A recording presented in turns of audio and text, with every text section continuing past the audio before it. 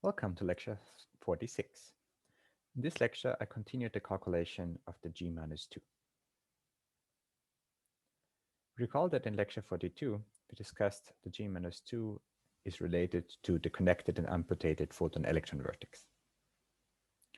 In lecture 43, we derived the result for this connected and unpotentiated vertex that is given in terms of an integral that involves the photon propagator and the fermion propagators. In this lecture, we will start the evaluation of this vertex. To get started, recall that G rho sigma in equation 46.1 refers to the photon propagator. We discussed the photon propagator in the last lecture. And we want to make our calculation as easy as possible, assuming that we do everything correctly. Things are independent of the gauge that we choose, so we can choose a gauge parameter that is making our life easy. In this case, we want to choose Feynman gauge psi is 1, so that the photon propagator is just the delta function over k squared. We also discussed the fermion propagator as k in lecture 44. And the result we found in this lecture was that the fermion propagator was given as minus ik slash plus m, where I just recall that the slash here refers to contraction with the Euclidean gamma matrix. Putting in these explicit forms, we find a result for the vertex that's given as minus e cubed times an integral over Euclidean momenta k. We have a numerator and a denominator. The denominator includes the piece from the photon propagator, the first fermion propagator and the second fermion propagator. And in the numerator, we collect the gamma matrices, which are Euclidean gamma matrices, by the way, and the fermion propagators. In order to perform the calculation of the integral, we want to simplify the integral as much as possible. There are two things we want to deal with. On the one hand, there's the numerator and there's the denominator. And in this lecture, you got started by combining terms in the denominator. This is a good opportunity to discuss the so-called Feynman parameters, which is a trick to do this combination. What are Feynman parameters? Well, Feynman observed that if you have two parts of a denominator, so your denominator is a times b, you can write this as an integral over a parameter x from 0 to 1 times the following form, 1 over ax plus 1 minus x b squared. You can do this integral and you get back 1 over ab. X here is called the Feynman parameter because it allows to rewrite this product of terms in the denominator as a single term, where do we have the sum between a and b. It is possible to generalize this above identity to not two terms, but an arbitrary number of terms here, n terms, product a1 to an, and we can write this as an integral over multiple Feynman parameters x1, x2, and so on till xn, all of which are integrated from 0 to 1. Then we have a delta function that will give us one of these integrals for free, and we have an overall permutation factor that accounts for the permutations. In the case at hand, we want to combine three terms in the denominator, and we do this with three Feynman parameters where we already use the delta function to integrate out one. So we're left with two Feynman parameters, x1 and x2. And then we have 2 from the combinatorics over a combined denominator d to the third power. And the combined denominator d is the sum of k squared times x3, which is given as 1 minus x1 minus x2 after integration over the delta function, x2 times the fermion propagator with momentum p prime, and x1 for the fermion propagator with momentum p. We can expand this expression and write it in terms of the individual components. So we get a k squared, 1 minus x1 minus x2 from here. Then we get a k squared times x2 here, which cancels the minus x2 from the first term. And then we get a k squared times x1, which cancels the other term here. So in total, we just get k squared. Then we have terms which are the inner product of k with p prime and k with p. Those come with x1 from here and an x2 from there. And then we have the fermion momenta p and p prime squared, which come with factors of x1 and x2. And finally, we have m squared, which comes with x1 plus x2. So after this combination, we can write the connected photon vertex as a single integral of a denominator cubed, where the denominator is given in this form here. The integration at 0 temperature is over 4 Euclidean momenta k mu. We can use this to our advantage by saying that the measure is invariant if we shift momenta. And if we shift momenta, we can greatly simplify the integration. In our case, it is advantageous to shift k mu to a new k mu minus x1 p mu minus x2 p prime, such that all the contractions k dot p and k dot p prime just drop out, and we are left with a denominator form that just has the k squared, that's the only dependence on k, and other stuff which is independent of k. Additionally, since the denominator now does not depend on any external vectors, it's just k squared, the integration measure is invariant with respect to k as well. So we find that there cannot be any linear terms in the numerator will have to evaluate to 0 because we have dx or dk k over k squared, which integrates to 0 by parity essentially. So we can get rid of any terms in the numerator after shifting that are linear in k. So the relevant numerator then becomes, if you want, so two terms. There's the term that is quadratic in k, and there's a term that doesn't have any k's at all. And I've written the second terms by defining two new vectors, a1 and a2, that combine the momenta p and p prime and the corresponding gamma functions. We can expand this expression such that we have terms that involve k slash twice, a slash 1 and a slash 2, no a slash, and just one copy of the a slashes.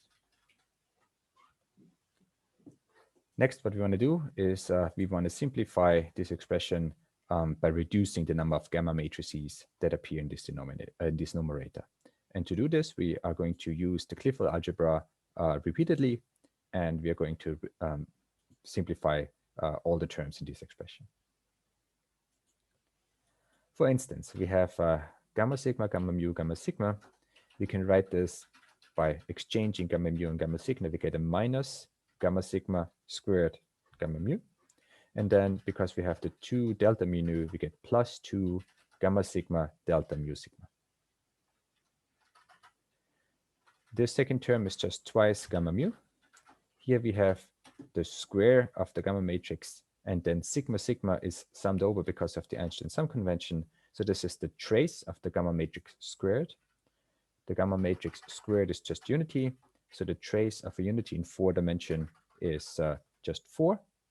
So we get that this is 2 minus 4 is just minus 2 times gamma mu. So we've reduced the expression from 3 gamma matrices to just 1 gamma matrix. Let's do the next term. The next term is gamma sigma k slash gamma mu k slash gamma sigma.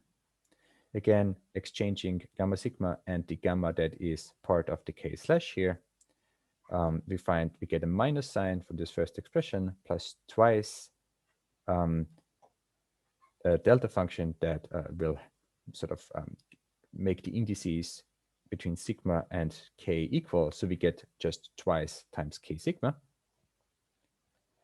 And we can combine this further by sort of pulling through the gamma sigma through the next term. We get again a minus sign. So we have this with another minus sign.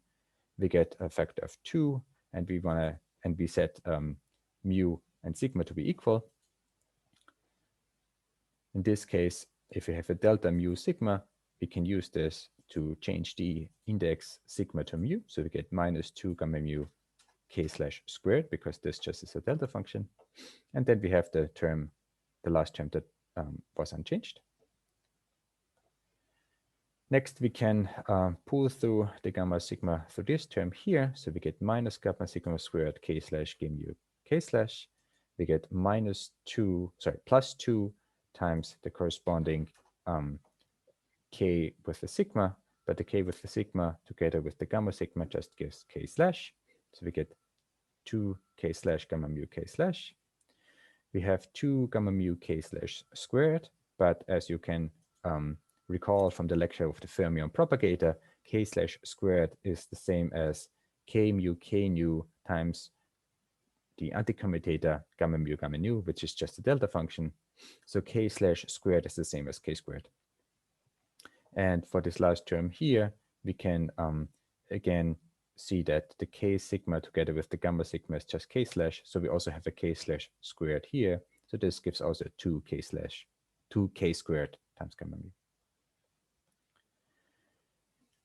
If we evaluate this again through the trace, we get that this is nothing else but minus 4. So we have minus 4 plus 2 is just minus 2. That's this term here. And we have minus 2 gamma mu k squared plus 2 gamma k squared gamma mu. Gamma mu or k here does not carry any gamma indices anymore. So we can just pull through the gamma and these two terms here cancel. So the end result is just 2k slash gamma mu k slash. We can still work on this expression if we want to. So we can again pull through the gamma mu through this expression here. If we do that, we get twice k slash squared, which is the same as k squared gamma mu, and we have minus 4 times k slash with just a k mu here. The next term we consider is gamma sigma a1 slash gamma mu a2 slash gamma sigma. Again, same strategy. We start by pulling through the gamma sigma through the a2. We get a minus sign, and we get twice a delta function that will give us an a2 sigma. The a2 sigma we can pull on the other side and get an a2 slash from the combination or contraction with the gamma sigma here. So that's this term. Then we pull through the gamma sigma once more. If we do this, then, or we pull the gamma sigma from this side through the a1 slash. If we do this, we get again a minus. We get minus twice a delta function that will give us an a1 sigma, which we can pull through and get the a1 slash here. And the last term is still unchanged. Then we use the identity that we had on the previous slide that we can replace this by just minus 2 gamma mu. That's this term here. The others are still staying the same. The next thing we do is we want to pull through the gamma mu through this term here. So what we end up with is we end up with something that is plus 2 gamma mu a1 slash a2 slash that cancels this term here, which is minus 2 gamma mu a1 slash a2 slash, and we just have twice the Kronecker delta, and that just gives us a1 mu with a minus 4 instead of a minus 2, and the last term is unchanged. And then finally we pull through the gamma mu in here, get a minus sign from there, and we get minus twice the corresponding plus twice the corresponding delta function of mu and the index of a1. So this gives plus 4 a2 slash a1 index mu, which cancels the minus a1 index mu with the a2 slash, and we just get minus twice a2 slash gamma mu a1 slash. Finally, the last term we want to work on is this combination which only have single copies of a's. In this case, we start by pulling through the gamma sigma for this term, so we get a minus there. We do the same thing with the gamma sigma from the other side, so we get a minus a slash and the Kronecker deltas. Then we can use the identities that we proved with respect to these 3 gamma matrices here. That's just minus 2 gamma for each of those. So we get 2 gamma mu a slash from this term. This one is unchanged. 2a1 slash gamma mu from this term, and this one is unchanged. And finally, we can pull through the gamma matrix through, for instance, here. Then we get minus a2 slash gamma mu, that cancels this one, and this one the same, and we get twice gamma mu a2 with the Kronecker delta, so that gives us in total 4 a1 index mu plus 4 a2 index mu. Okay, assembling everything, we then have an expression for the vertex, which is minus 2i e cubed integration dx1 dx2. These are our Feynman parameters. We have the Euclidean integral over k, and we have the numerator and the denominator, which are of the following form. So the denominator only depends on k through this k squared, and then everything else is independent of k. And our numerator depends on k through only this leading term here. And then there are some other terms which we simplified doing this gamma gymnastics, where these a's are again combinations of the two momenta p and p prime. And we're going to work out the details of how to continue solving this in the next lecture.